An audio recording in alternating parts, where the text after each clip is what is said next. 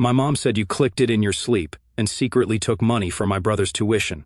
So I walked into the bank with a lawyer and froze every payment. My name's Evan.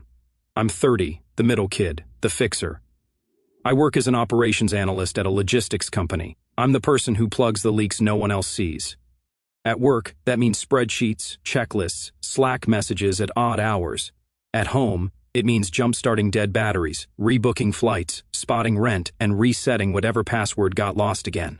People say I'm reliable. Mostly it means I don't like disasters, so I sweep them away before they grow legs. Facts about me. I rent a one-bedroom near the train. I make okay money, not tech brother money, but enough to be comfortable if I didn't have a second job called family. I like early runs, cheap coffee, and quiet. I don't drink much because I'm the driver. I'm allergic to peaches and drama. One of those two still keeps showing up. My brother Noah is 27. Loud in a good way when he wants to be. Loud in a bad way when he doesn't. My mom is a charmer, the kind who can sell a hurricane to a beach town. Dad is nice until it's time to say no. Then he's a ghost. Grandpa Joe is old school. Heavy watch, strong opinions, softer than he pretends. He still calls me kid, even though I file his taxes. The housewarming was for Noah and his girlfriend, Mia. New apartment, new couch, string lights on the balcony, cheese board like a magazine photo. People kept saying, "So proud of you," too, and fresh chapter. And I nodded and carried trays and fixed the Bluetooth speaker when it wouldn't pair. I was on my third trip to the kitchen when Grandpa tapped his glass. He made a short toast about family and starts, and how home is who shows up. Everyone clapped. He raised his glass again, turned toward me, and said loud enough for the people in the hallway to hear, "So generous of you to cover your brother's Master of Business Administration fees." I blinked. What? The room laughed like he told a joke. Mom put her hand on my shoulder. "Don't be modest, I never transferred anything," I said. It came out flat.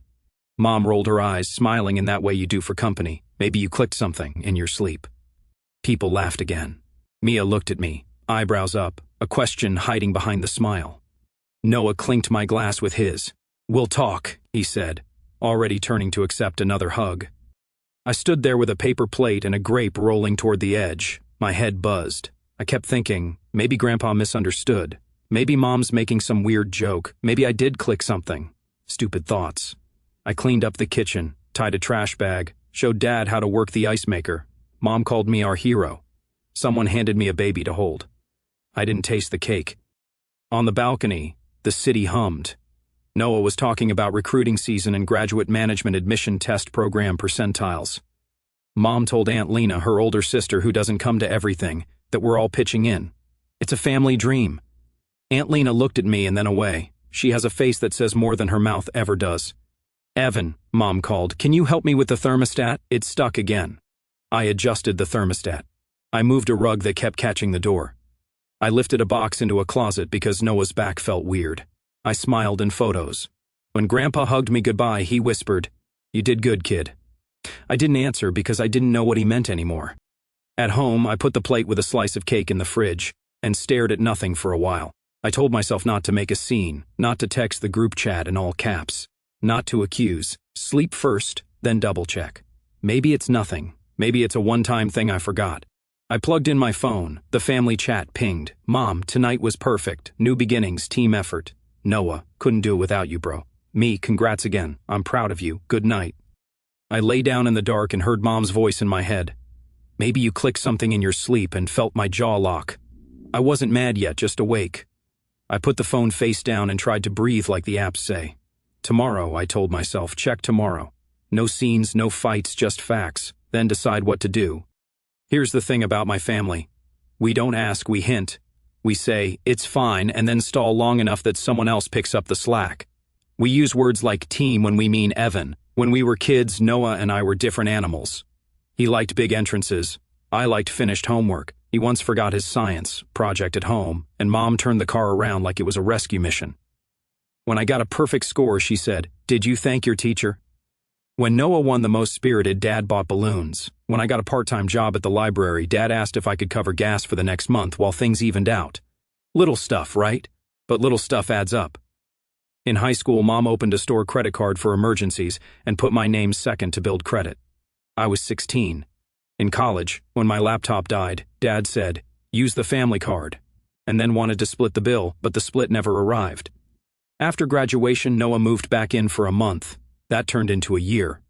I lent him my car and started taking the bus because public transport builds character. We have a family group chat called Team Long Game. Mom posts quotes about resilience. Dad sends articles about investing in yourself. Noah sends memes of people throwing money at goals. I send screenshots of appointment confirmations and bills paid. The chat looks even. It isn't. Typical messages. Mom, I hate to ask, but can you spot me for the dentist? Insurance is being weird. I'll pay Friday. Dad, just until the check clears. You know how invoicing is. Noah, they pushed the deposit deadline up. Wild. I'll Venmo you in a second. Friday has a habit of turning into Tuesday, into next month. In the meantime, the utilities keep humming. The Master of Business Administration plan wasn't new. It lived in Dad's mouth for years. Your brother's got the mind for management if the right door's open. It lived in Mom's eyes when she looked at Noah like he was an unpaid invoice from the universe. It lived in Noah's jokes about future chief executive officer and I'm a brand. When Mia appeared, I thought things would settle. She works in human resources. She schedules things. She knows how to say no without setting the room on fire. I liked her immediately. She smiled at me like we were on the same side of a secret. The housewarming made me think maybe this would be the moment we shifted. Adults all around, clear lines, everyone pays their own bills. A new couch means new rules. Then Grandpa's toast hit me between the eyes. I went to work the next morning with that line stuck in my head. I didn't open my banking app right away. I had a meeting. I had a deck due. I answered 4 Slack messages and booked 2 pickups and pretended I wasn't vibrating. At lunch, I caved. I opened the app, scrolled past the usual rent, groceries, subscriptions. Then I saw it. Metro State University bursar, $2,000. Then again, Metro State University bursar, $2,000. Both last week. A third one a month ago, smaller, $750. Notes, payment plan setup, and tuition hold release. I stared. I didn't remember authorizing any of this. My card on file. There was an automatic payment agreement link in the details. I clicked. It took me to a page with my name printed next to a digital signature block. The signature looked like mine, but it wasn't. The date was the night I stayed late at work and fell asleep on the couch. I sat very still. My hands felt weird, like I couldn't judge how tight I was gripping the phone. I checked recent login, nothing obvious. Then I noticed a phone authorization entry in tiny text on an earlier date. Phone verification passed. I remembered the stupid security question my bank uses. What is your mother's maiden name? Our family treats that like trivia night. I checked my email. Nothing from the school. Then I remembered Mom's family inbox, the one we set up years ago for shared stuff. Car insurance, dog sitter, holiday flights. The password is a family joke. I logged in. My stomach dropped. There were threads from the bursar's office. There was a welcome email for the graduate pay plan. There was a confirmation that Elong had agreed to be primary payer. Elong could be me, it could be Dad, it could be everyone. The messages had replies, not from me, from Mom Long. The tone was cheerful, we're all pitching in. Our older son is very responsible. A PDF attached the automatic debit authorization with a checkbox next to allow adjustments by phone. I scrolled back farther. There were emails to a test prep center last spring. There were messages to a loan officer last winter. There was a note from Dad to Mom that said he won't mind. He's team. I closed the laptop because my hands were shaking. At 3 o'clock in the afternoon, Mom texted, "Can you swing by and help with the printer? It's eating paper again." I typed, "I'm slammed." Then I deleted it and wrote, "Maybe tomorrow." At 5 o'clock in the evening, Noah texted, "Big week. We'll call later." Then an hour later, crazy thing. I think the bursar email went to the wrong address. Don't panic. I'm sorting it. Don't panic. I wasn't panicking. I was counting. Here's what I counted that night at the kitchen table. Dad's temporary phone bill in my name. The family storage unit. The lease company shifted to my card after Dad missed a payment by accident. A streaming bundle for movie nights that is definitely not just movies. 2 one-time Venmo payments to Noah that never returned. The bursar charges. The auto debit permission tied to the family inbox. I put it into a note. I put amounts next to lines. I added dates and who asked. Then I wrote 3 questions. Who gave the school my card? Who verified by phone? Why did Grandpa think I knew? I didn't sleep. I stared at the dark and listened to the fridge hum and felt stupid for believing I was in control. In the morning, I was calm. Not the good calm. The kind that comes after a long cry you didn't have time for. I made coffee. I set up two-factor authentication on the family inbox and changed the password.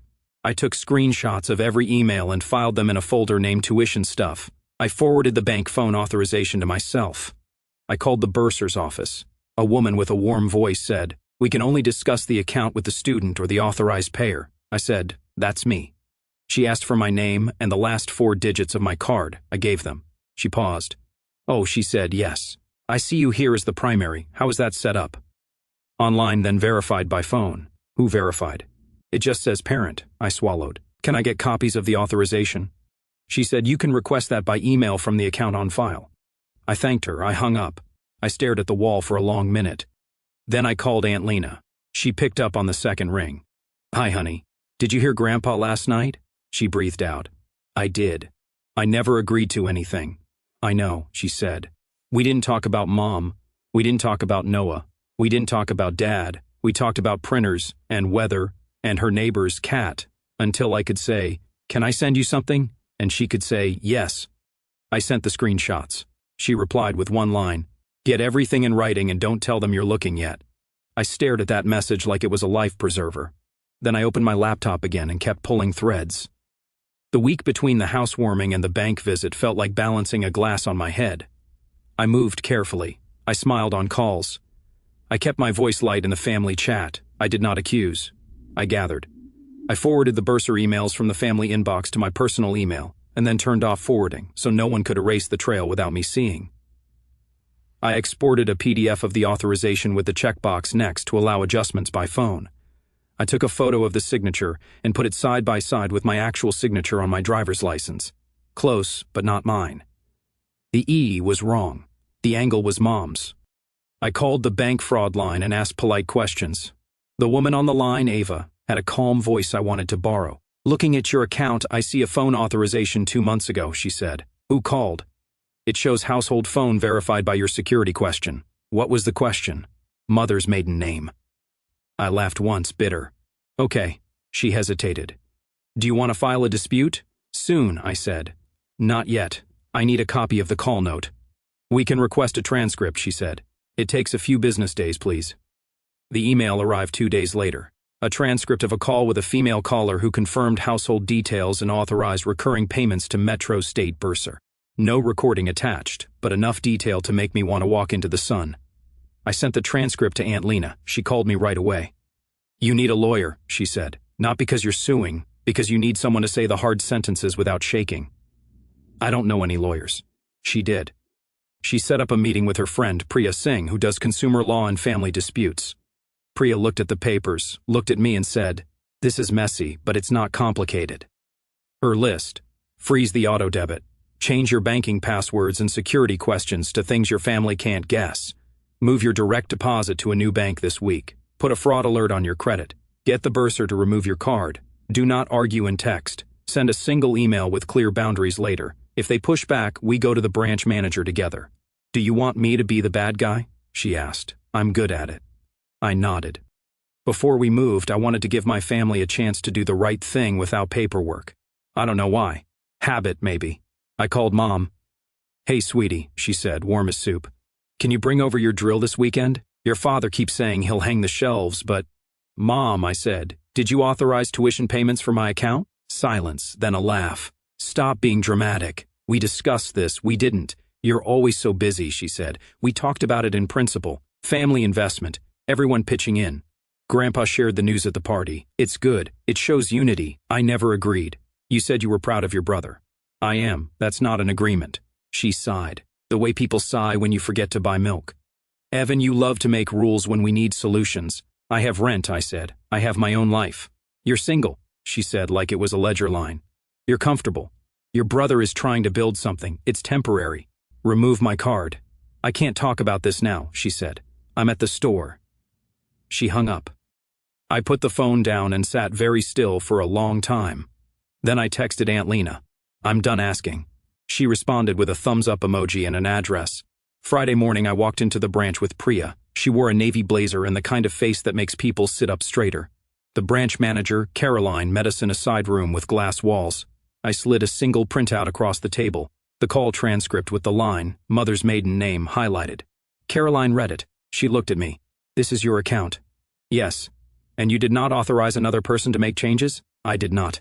Priya spoke calm and clear. We'd like the recurring debit stopped today. The card removed from the Bursar account, and a note placed that any changes require in-person identification with a one-time code. Caroline nodded slowly. We can do that. She typed. She asked for my identification. She added something to the file. I changed my security questions to nonsense.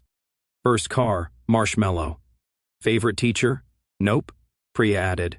We also need copies of any instructions sent to the Bursar from this account. Caroline printed them. There it was again. My name, not my hand. Thank you, Priya said. We'll send a formal letter. As we stood to leave, I heard my name. Mom, in the lobby. She walked straight to the glass room like it was a stage and we were late to our cue. What is this? She said, too loud. Caroline looked at me. I shook my head. Priya stepped forward. We're finishing up. Mom smiled at Caroline, then at me. This is silly, she said. Family matter. Priya's voice didn't change. It's a banking matter now. Mom's smile twitched. Evan, you're embarrassing yourself. I opened my mouth, then closed it. Priya put a hand on the backs of the chairs like she was anchoring the room. We're done, she said. Mom stared at me for 3 beats like she could move the minutes with her eyes. Then she turned and left, heels hard on tile. In the parking lot, I sat in the car and let the air blow cold for a while. Priya handed me a folder. This is the part where they get loud, she said. Don't write essays. Don't argue. If you need a sentence, text me first. Okay. Also, she said softer, you're not wrong for wanting your money for your life. You are not the family automatic teller machine. I nodded again. I didn't know what to do with the relief crawling up my throat. When I got home, the family chat was on fire. I didn't answer. I made eggs. I changed my direct deposit to the new bank. I set up fraud alerts. I locked the family inbox. I slept like I hadn't in months. The noise started that night. Missed calls stacked. Voicemails lined up like a chorus. Mom first. I don't know what you're trying to prove, but this isn't how families behave. Take down whatever you did at the bank. We'll talk like adults. Dad next. Slower. Buddy. This is bigger than you realize. You're jeopardizing Noah's future. We're a team. Don't make this hostile. Noah texting, dude. You nuked the Bursar link. What are you doing? Me, I didn't agree to pay. Remove my info. Noah, it's temporary. Intake is next month. You just tanked my enrollment. Me, you'll figure it out without my card. Then the group chat. Mom, everyone calm down. Dad, Evan is overwhelmed. He'll cool off. Aunt Lena, take him out of the chat if you're going to talk about him like he's not here. Silence then. Mom Lena, please. Aunt Lena, no. The next day, Mom tried a new angle. Fine, she said on the phone. We'll reimburse you the first payment.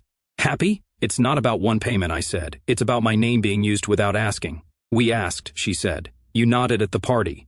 I nodded at a toast. You joked. I clicked in my sleep. Everyone knew, she said. Don't be petty. I didn't answer. She filled the silence with noise. You're single, Evan. You don't have responsibilities like other people do. You can afford to be generous. Your brother will pay you back. He hasn't, I said. For anything. Then we'll keep track now, she said. I'll make a spreadsheet. I almost laughed. No. The messages got harsher.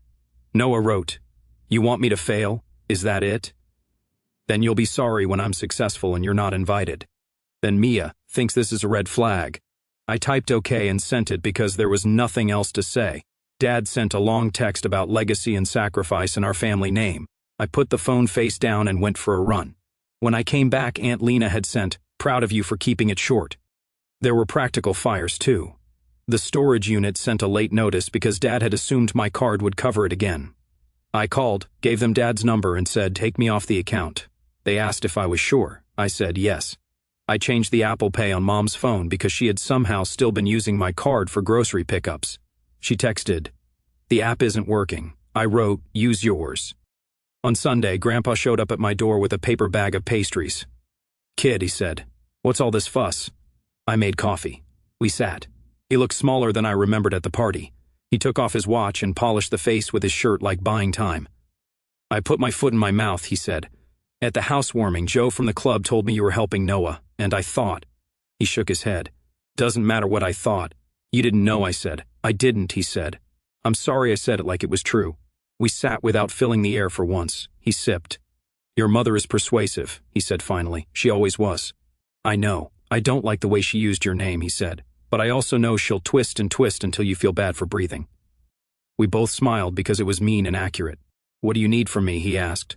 "Nothing," I said. "Just don't add fuel." "I can do that," he said. He put the watch back on. "You're not the family wallet, kid." He paused. "I should have told you that sooner."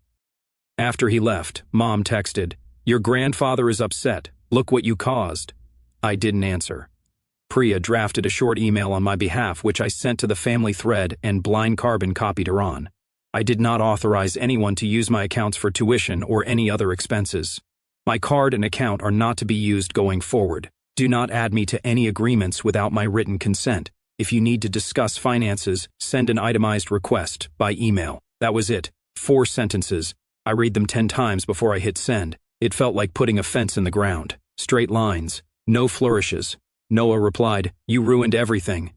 Mom replied, "This is cruel." Dad replied with a thumbs down emoji like we were in grade school. Mia texted me privately, "I'm sorry it's messy. I hope you're okay." I wrote, "Thanks." She didn't push. I appreciated that. Then came the last move. Mom messaged me a photo of a handwritten agreement that said I'd support Noah's education as needed. It had my name at the bottom. The signature wasn't mine. It was close. The E was wrong. I sent it to Priya. She called in 2 minutes. "Do not engage," she said. "We've got enough." That night, I removed myself from the family group chat. I didn't write a speech. I didn't announce it. I pressed leave. The app asked, "Are you sure?" I tapped yes. The phone went quiet in a way that made me want to cry and sleep at the same time. 1 month later, Noah posted a photo in a tie, captioned, "Grind time." I didn't like it. I didn't roll my eyes either. Just a picture of someone on his own path. Mom sent a long text about family unity. I didn't reply. Dad forwarded a podcast. I didn't play it. Grandpa mailed me a postcard with a trout doodle. I kept it on the fridge. I switched banks, changed passwords, froze my credit, canceled the storage unit, handed Dad the bill. One by one, I checked lines off my list. Boring. Freeing. At a diner, Aunt Lena asked, "How's the quiet?" Loud at first, I said. "Better now." "You did the hard part," she said. "You stopped paying for the lie." At Grandpa's birthday, Mom whispered, "We could have handled this in the family." "We tried," I said. "You're dramatic," she said, smiling for show. "I'm done," I said. Not loud, not mean, just final. After cake, Grandpa asked, "You okay, kid?" "I am," I said. "Good. That's the job. Being a person, not a wallet." Driving home, window cracked. I felt peace that wasn't borrowed. That night, after I left the group chat and the phone finally went silent, I sat on my balcony with a cup of coffee gone cold. The city was just lights and distant traffic, nothing dramatic, but for the first time in years it felt like the noise wasn't coming from inside my own head. I kept replaying Mom's voice, "You clicked it in your sleep." And instead of anger, what rose up was this deep, exhausting sadness. Not for them, not really. For the version of me who'd spent decades believing that being useful was the same as being loved. I'd built my whole identity around preventing disasters, around being the one who never let anyone down. And in one quiet afternoon at the bank, I'd admitted that the biggest disaster had been me allowing it. I wasn't triumphant. I didn't feel like I'd won anything. I just felt hollowed out, like someone had finally scooped out all the old guilt and resentment I'd been carrying around like loose change in my pockets. There was space now, room to breathe, room to want things for myself without immediately calculating how much of my paycheck that would cost everyone else. The hardest part wasn't freezing the payments or changing the passwords.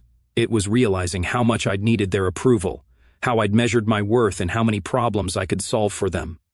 I'd told myself it was love, reliable, steady Evan, always there. But love shouldn't feel like standing in a room full of people who only look at you when they need something fixed. I cried that night, quietly, the way you do when you're too tired for noise.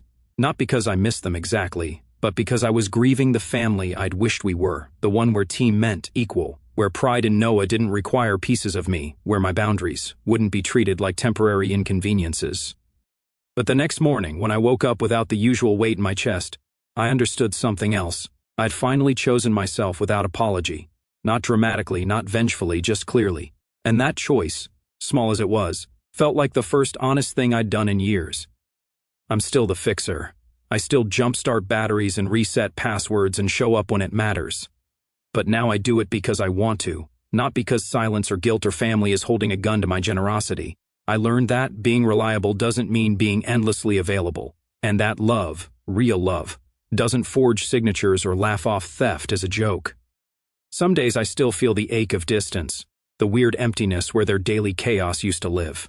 But mostly I feel lighter, like I finally stepped out of a role I'd been playing so long I'd forgotten it wasn't actually me. I'm 30, the middle kid, the one who used to fix everything. Now I'm just Evan. And for the first time, that feels like enough.